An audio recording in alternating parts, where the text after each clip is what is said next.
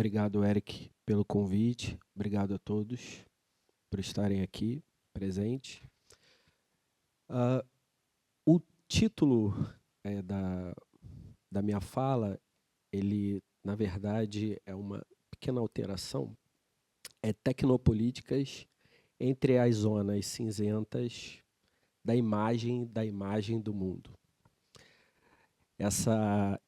O que eu vou tentar fazer é, de uma maneira bem simples, colocar a definição de cada uma dessas coisas contidas no título, imagem do mundo, entre as zonas cinzentas e tecnopolíticas.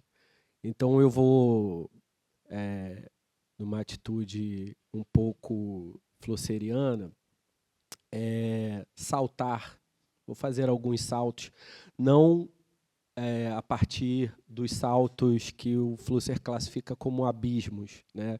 Esses são realmente perigosos na visão flusseriana, mas alguns saltos acho necessário também para que, de uma maneira clara, objetiva, vocês entendam um pouco da minha fala. Para isso, como convite foi para falar de Flusser, eu posso falar que o mestrado, né, a minha dissertação, ela teve uma potência ali de Flusser, quer dizer, o Flusser foi central para a dissertação. Eu poderia dizer que o Flusser, na verdade, foi a imagem norteadora, o mapa orientador, assim como o Flusser fala. Então, no mestrado, eu abordei a relação entre arte, mídia e memória. E, dentro dessa perspectiva, eu tratei, mais ou menos, né, fiz uma tentativa de trabalhar o aspecto da arte, né, como um objeto comunicacional, informação, que para o Flusser é potente, né, essa questão da arte, né? Ele via isso como um objeto comunicacional e, inclusive, dentro de uma lógica cibernética que fala sobre, por exemplo, além da segunda lei da termodinâmica, né, da entropia, do output e input, ele também tratava a informação dentro desse triângulo, se assim a gente pode dizer, do armazenamento, processamento e transmissão. Então, no mestrado, eu tentei fazer alguns capítulos, né? Foi uma tentativa de cada capítulo eu falar um pouco através dessa perspectiva, olhando alguns fenômenos artísticos, algumas manifestações artísticas. Só que elas não foram... eu acho que, no final, o Flusser ele envolveu tanto a pesquisa que, realmente, eu só consegui debruçar em torno das práticas artísticas, das manifestações artísticas, no doutorado, que é isso que eu estou fazendo agora, né? E aí eu trouxe uma das partes finais da dissertação, que eu acho que serve como introdução aqui para a gente falar um pouco. Na procura por fenômenos que pudessem trazer nitidez às concepções do filósofo praguense para compreender as estéticas da memória, a escolha em analisar algumas manifestações artísticas revela que o Flusser pensa, na sua vasta obra, sobre a fuga de alguns abismos. Abismos tais como o mundo cujos sistemas informacionais encaminhem o humano, à entropia da informação e ao caos.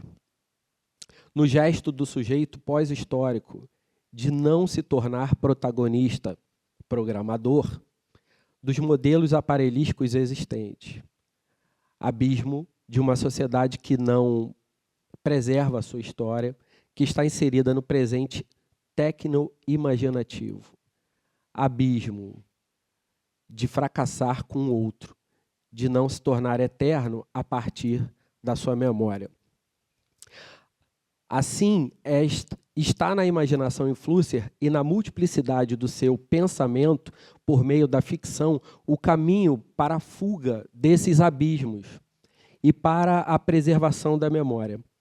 Pois é a partir do momento que atua com o imaginário como uma ferramenta de reflexão que faz com que Flusser posicione humano, objetos e mundo dos fenômenos que analisa.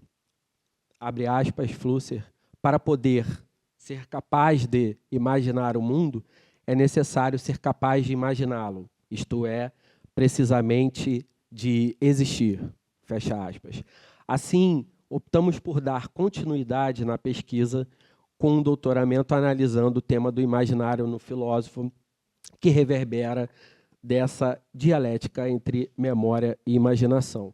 No final, não está sendo exatamente, né, a proposta de colocar o Flusser, como eu disse antes, como esse mapa orientador. O Flusser usa bastante essa imagem, né? Se a gente pode dizer, a imagem que a imagem seria esse mapa orientador, assim, uma perspectiva positiva do Flusser, né? Mas no doutorado, recebendo esse convite, eu percebi que existe uma mudança entre esse mapa orientador, a partir do Flusser, como o Flusser se tornar um pouco a minha bússola dentro dessa pesquisa. Apesar de como o Eric, há pouco tempo, escreveu um livro, o Flusser como um cartógrafo sem bússola, né? Então, mas é interessante ver que o Flusser ele não está tão inserido dentro da pesquisa, mas ele norteia de alguma forma, ele acaba me dando ferramentas para navegar na pesquisa, né? Mas é importante fugir dentro desse cenário dos abismos, né, que o Flusser ao tempo todo fala, né, o tempo todo denuncia. Esses abismos que eu falo se diante de uma perspectiva em que eu não coloco o Flusser como esse mapa orientador, mas como norteador, eu fico também ali dentro da pesquisa vendo o que é importante, pensando na perspectiva flusseriana, entender, né, o objeto dentro da pesquisa. Eu vou chegar no objeto, vou falar para vocês, mas trouxe aqui algumas partes que o Flusser fala sobre abismos. Abrindo aspas do Flusser para a obra dele, Vampirotoides Infernalis. Ultimamente, o Vampirotoides vem emergindo em 3 exemplares no Mar da China, sob a forma de morte de Deus dos textos da teologia, sob a forma do pensamento programado da cibernética, sob a forma do cálculo proposicional da análise lógica, sob a forma do romantismo assassino do tipo nazismo da psicossociologia. E isto para ficar apenas nos exemplos ad hoc escolhidos. E em todos estes abismos e em outros, sua emergência inesperada tem efeito de bomba. Mais uma citação de Flusser, agora,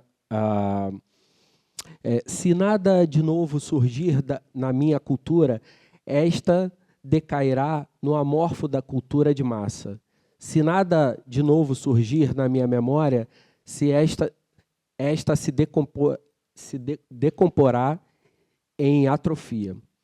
Todo engajamento criativo passa a ser visto não mais como tarefa revolucionária, mas sim como tarefa conservadora.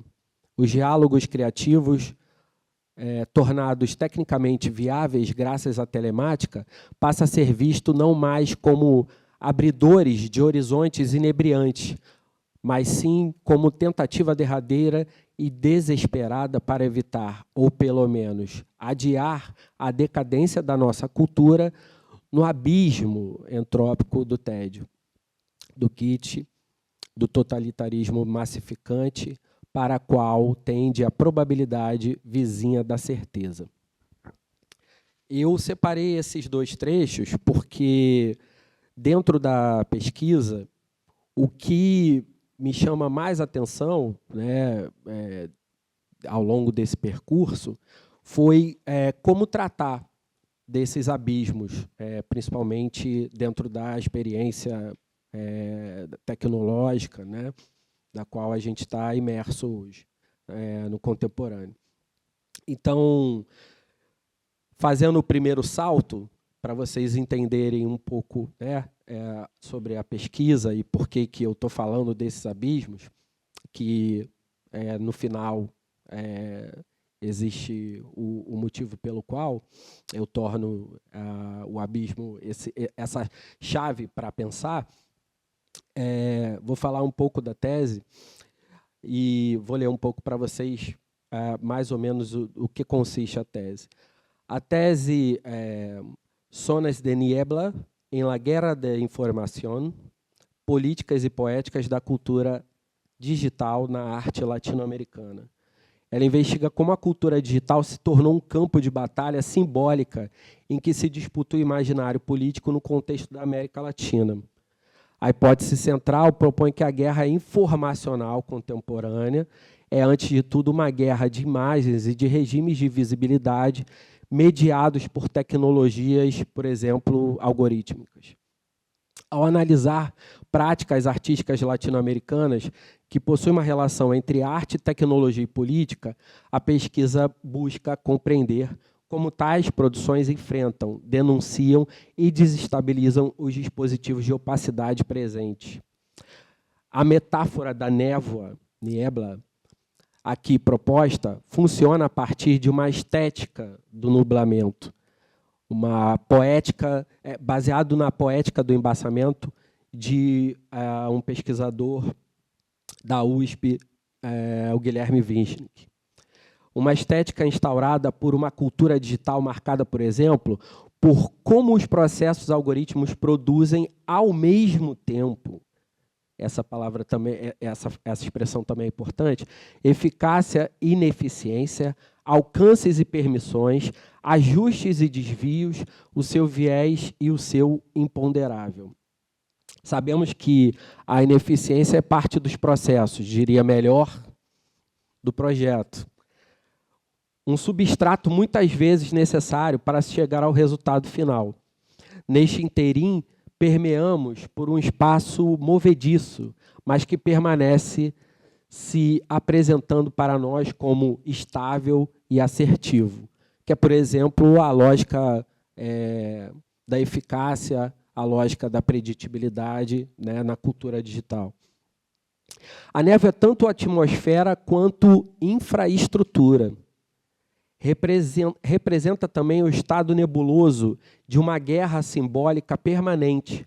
E aí hoje a gente está falando sobre uma guerra cultural e os desdobramentos dessa guerra, uma guerra econômica, né, uma guerra tarifária, a gente vê por aí, né, o que o Trump faz, uma guerra política e uma guerra informacional, portanto. Né.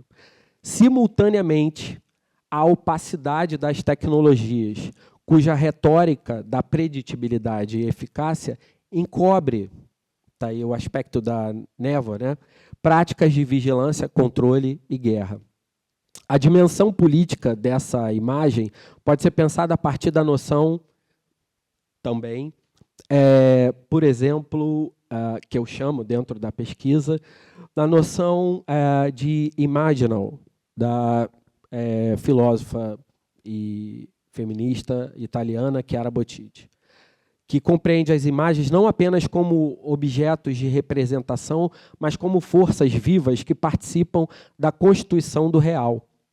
No contexto da guerra informacional, o imaginal, dentro da pesquisa, ele torna-se o campo de disputa por excelência, onde visões de mundo são afirmadas, suprimidas ou deformadas.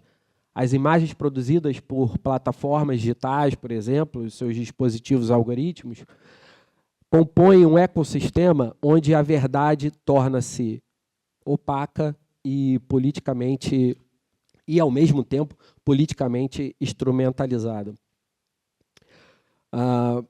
A partir da leitura também de Kittler, especialmente conforme desenvolvida em muitas das conversas e das aulas que eu tive no doutorado sanduíche, com o orientador Geoffrey Reed-Champiang, que é, enfim, o especialista em Kittler. Eu fui para lá, foi no final de 2024 até 2025, na University of British Columbia, em Vancouver, e o Geoffrey estava estudando vamos dizer, os bastidores do nazismo, falando sobre teosofia, sobre tradicionalismo, né? E muito ele falou de Kittler, sobre principalmente essa questão do controle, né? Do poder. E a tese também propõe uma compreensão da guerra como a priori histórico e técnico das mídias modernas, né? Para Kittler, guerras, por exemplo, não apenas influenciam, mas constituem a matriz de desenvolvimento dos meios de comunicação. As redes discursivas emergem como infraestruturas tecnomediáticas que modelam formas de subjetividade e conhecimento. No presente, essas redes se complexificam em plataformas algorítmicas que operam segundo uma lógica de mobilização permanente, e a guerra se transforma em modelo de funcionamento das mídias e vice-versa. Ou seja, a guerra ela funciona, né, como esse lugar de rede discursiva e, ao mesmo tempo, ela é capaz de mobilizar outras vertentes, como a gente já falou aqui, né, uma guerra econômica, política, cultural, e isso se deve hoje, no presente, principalmente à cultura digital também, né? A cultura digital está imersa dentro dessa questão. E, por fim, dentro da pesquisa, ela tem um viés, né, como eu falei antes, da exploração de práticas artísticas por artistas latino-americanos. Então, uma pergunta é como as instâncias algorítmicas fazem parte de uma guerra informacional no campo político, resultando, por exemplo, na ascensão de uma espécie de neoconservadorismo na América Latina, né? O Eric tem uma pesquisa voltada para isso e a gente pensou que a pesquisa poderia tivesse esse viés, né, de abordar essa questão com a análise dessas práticas artísticas. Nesse cenário, a cultura digital aparece como continuidade da lógica militar, por exemplo, que historicamente moldou a mídia. A guerra de narrativas políticas na América Latina deve, portanto, ser entendida como um campo de batalha onde dados e imagens substituem as batalhas por territórios físicos. Porque a gente, realmente, a guerra, né, como tal qual aconteceu, por exemplo, a gente teve algumas guerras civis aqui, mas eu acho que o que a gente pode pensar aqui como guerra é dentro dessa perspectiva de uma guerra informacional, né? Seja por meio da ascensão do neoconservadorismo, de governos agora que foram que ainda estão sendo constituídos, né, de uma lógica totalitarista, lembrando um pouco os modelos ditatoriais. A pesquisa visa analisar manifestações artísticas que denunciam os dispositivos de dominação algorítmica e propõe formas alternativas de imaginar o presente e o futuro. Essas obras, ancoradas em uma tradição estética latino-americana, de denúncia e invenção política, operam como fabulações críticas e contradiscursos imaginais. A arte tecnológica latino-americana, nesse contexto, emerge como forma de insurgência sensível para compreender o funcionamento dessa estética do nublamento digital e imaginar futuros outros. Então, essa estética do nublamento, ela é, dentro dessa perspectiva de pensar que a névoa, por exemplo, se a gente fala numa nomenclatura da cultura digital, o cyberespaço, a gente guardar arquivos em nuvem, né? Isso tudo está dentro da infraestrutura da cultura digital e que, de alguma forma, pensando nessa estética do nublamento para desnudar, vamos dizer assim, o que a lógica da eficiência e da preditibilidade, são essas duas assim, que estão mais visíveis dentro da tese,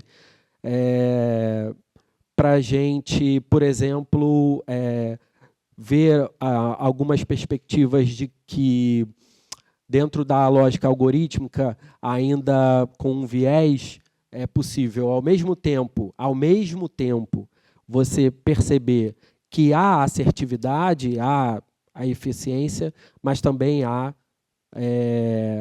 o erro, fugiu agora a expressão, erro não,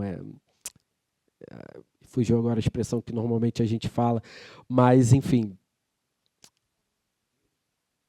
Não é Git, o viés da máquina.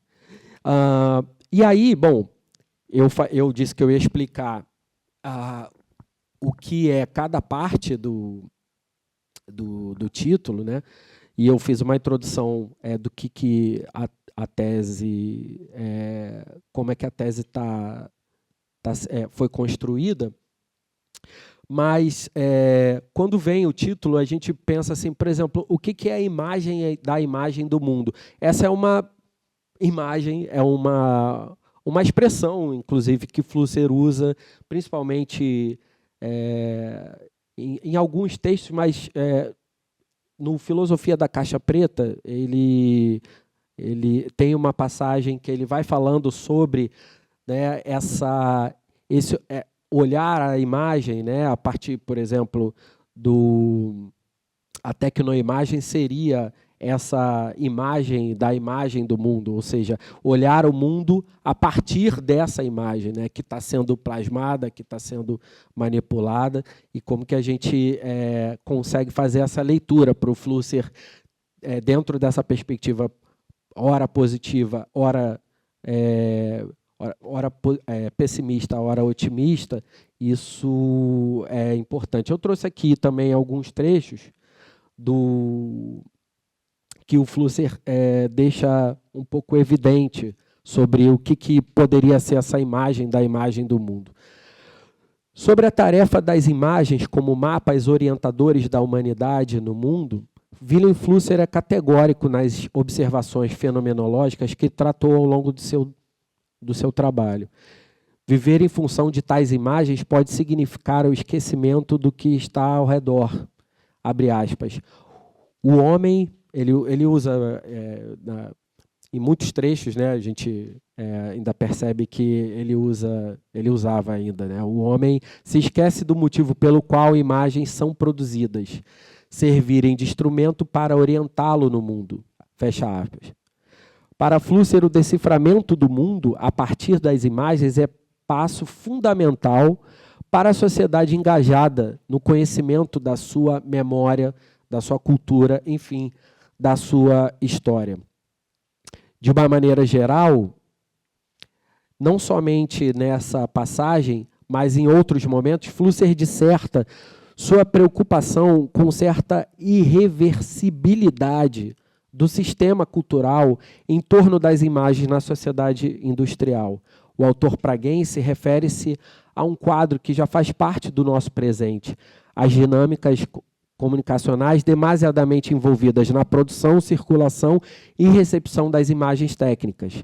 Flusser se importa com a reelaboração da história e da preservação de uma memória, apontando criticamente para a reprodutibilidade das tecnoimagens. Essa reprodutibilidade, inclusive, é uma imagem bem benjaminiana, né?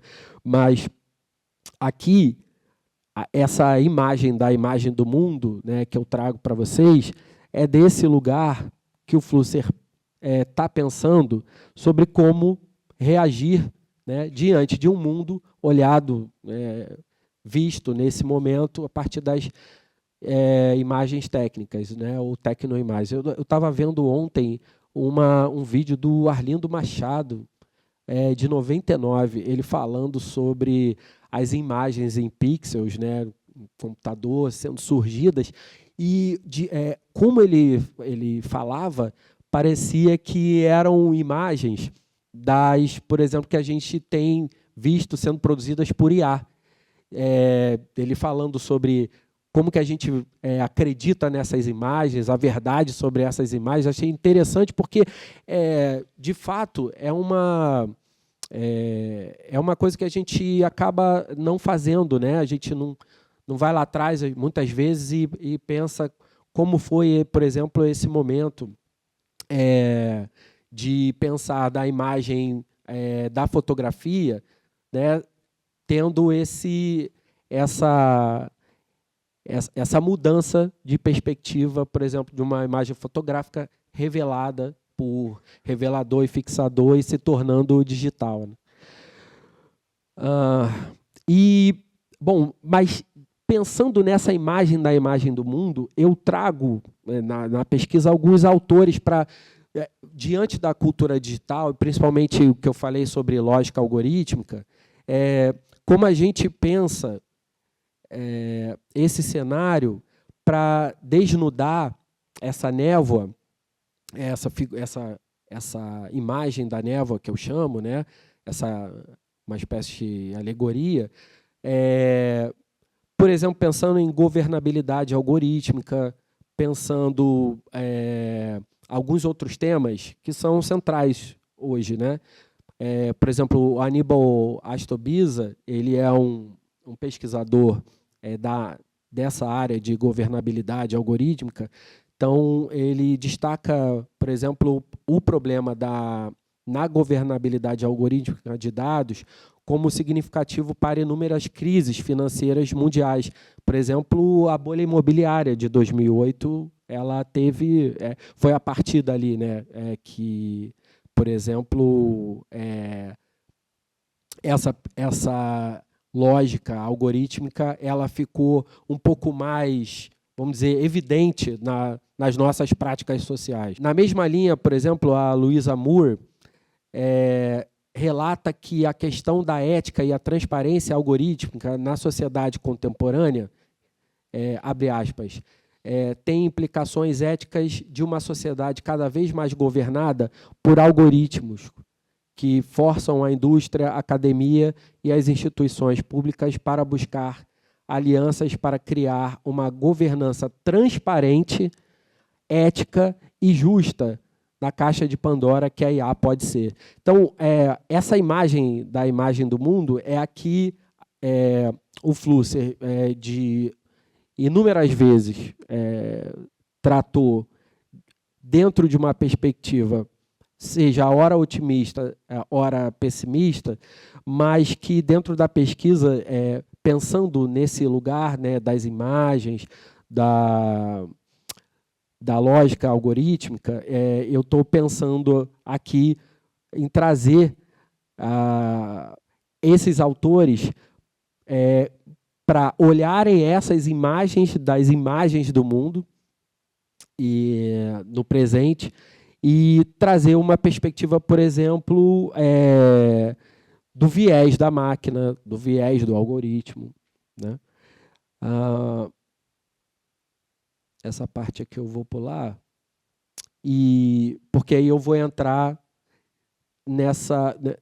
nesse lugar da desnudez, trazendo a imagem da zona cinzenta, né, da névoa que eu falei. Essa névoa, uma névoa como o abismo, ou talvez um contra-abismo. E aí vou dizer por que também no final.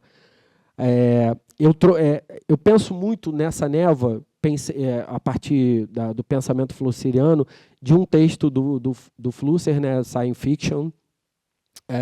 Ele fala sobre uma espécie de zona cinzenta que tem entre a ficção e a ciência, né?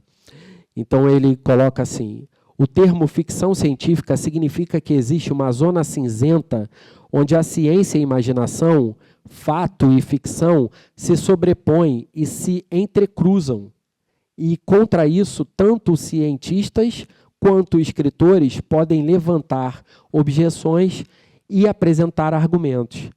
Dentro dessa sobreposição, intersecção, nem a ciência nem a ficção podem, de fato, ser levadas a sério. E haveria um sério risco de que a qualidade de ambas as disciplinas fossem reduzidas a um denominador comum. Tem outra parte, né, as outras partes que ele fala, que eu até separei aqui, mas eu acho que daqui a pouco já vai chegar a hora do fim.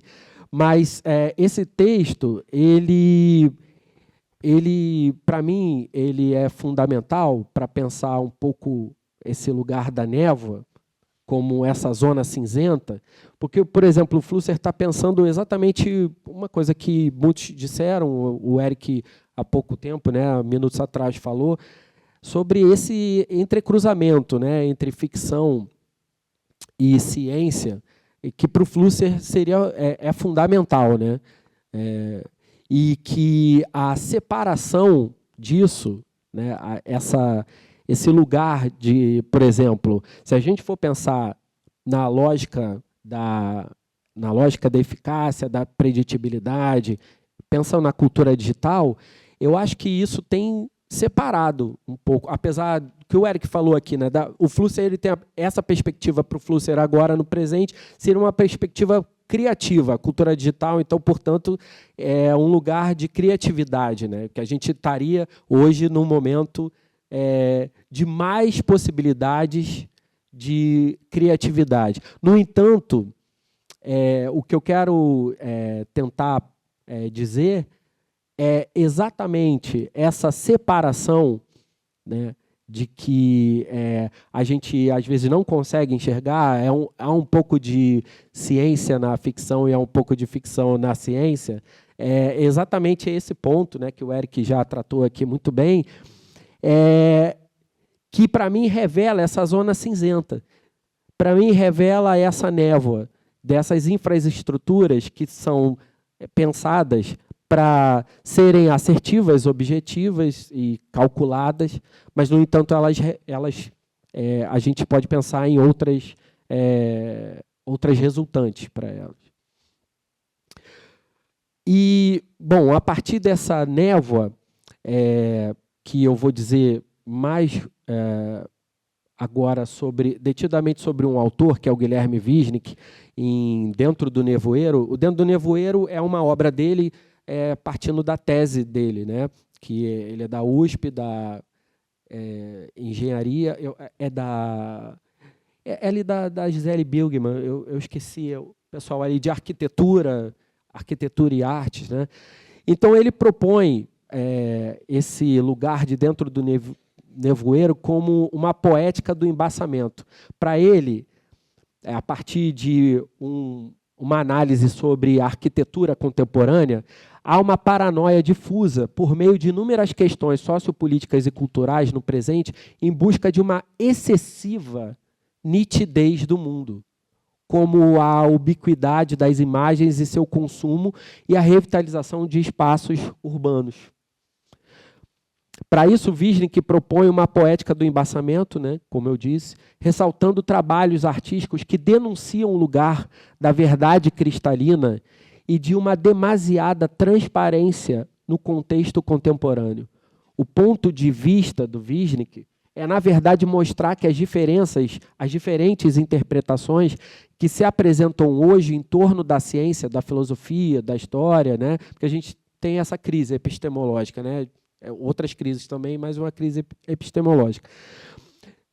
De fato, estão construindo uma atmosfera cada vez mais opaca, turva, enfim, ininteligível sobre nossa circunstância. E daí vem a imagem que está aqui atrás de mim, a imagem do Ângelos Novos, de Paul Klee.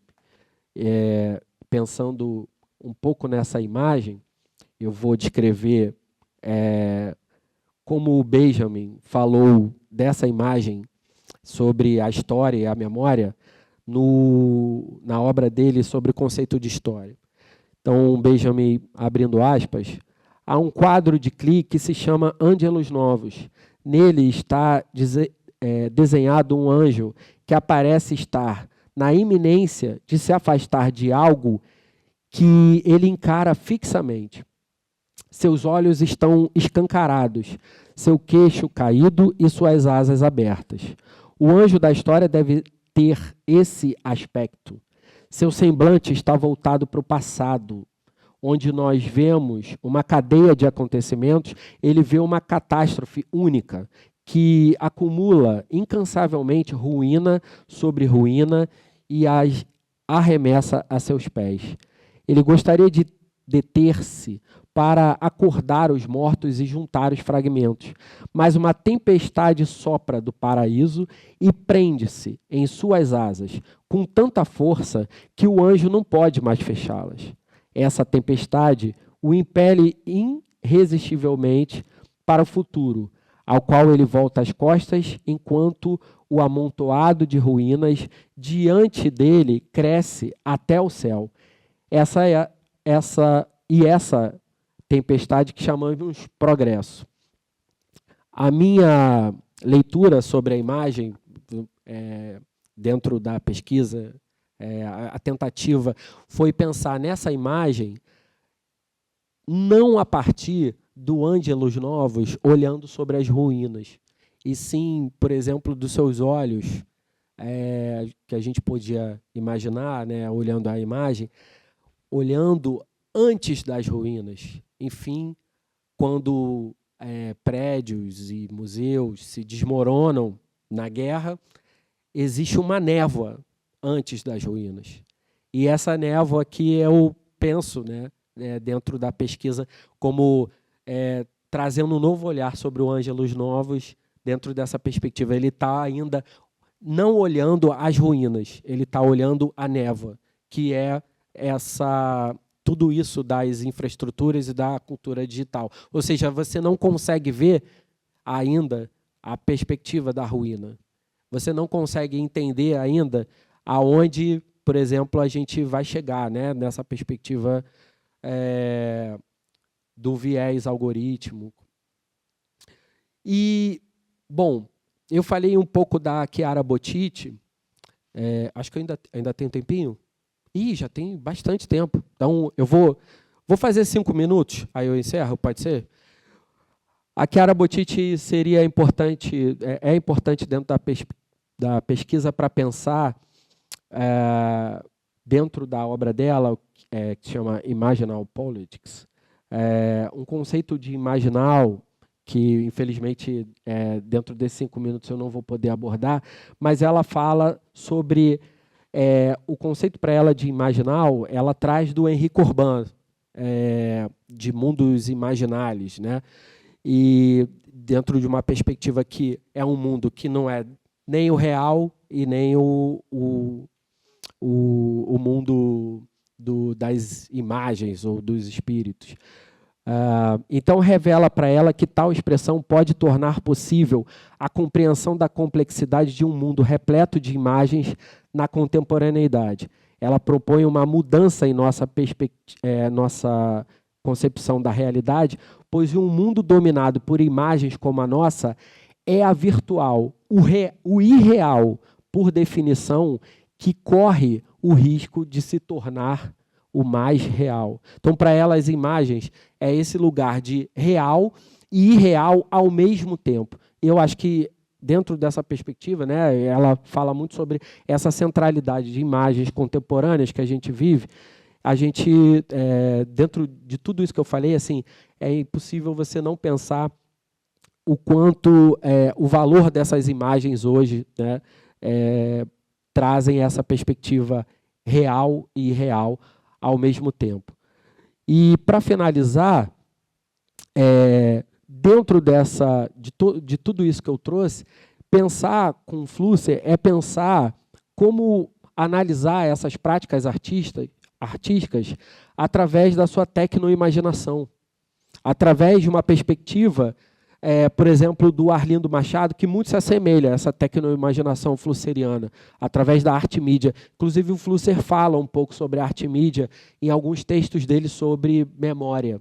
Eu não vou lembrar quais, porque realmente já tem um tempo que eu não tinha acessado, tem tempo que eu não acesso, né? Enfim, acabei acessando algumas coisas do mestrado pelo convite da fala.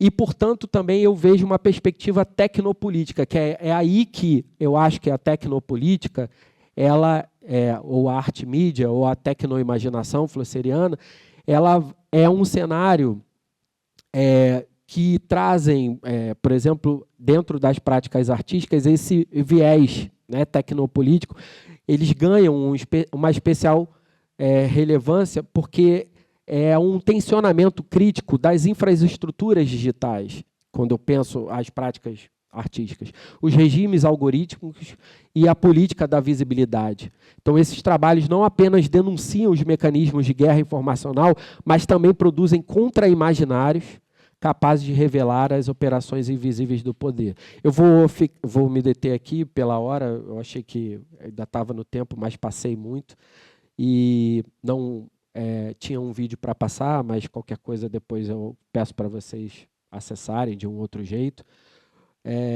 Nesse meio tempo, eu também me encontrei como pesquisador artista, então tenho já duas práticas artísticas. Uma já foi para uma exposição da UF no ano passado, e, enfim, estou aqui aberto para ouvir as perguntas de vocês. Obrigado e desculpe pela hora.